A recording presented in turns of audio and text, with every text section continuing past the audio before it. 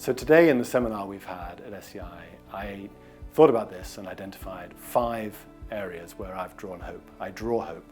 One is we've seen a raising of the floor of standards through regulation, which we would have been unheard of only 5 years ago.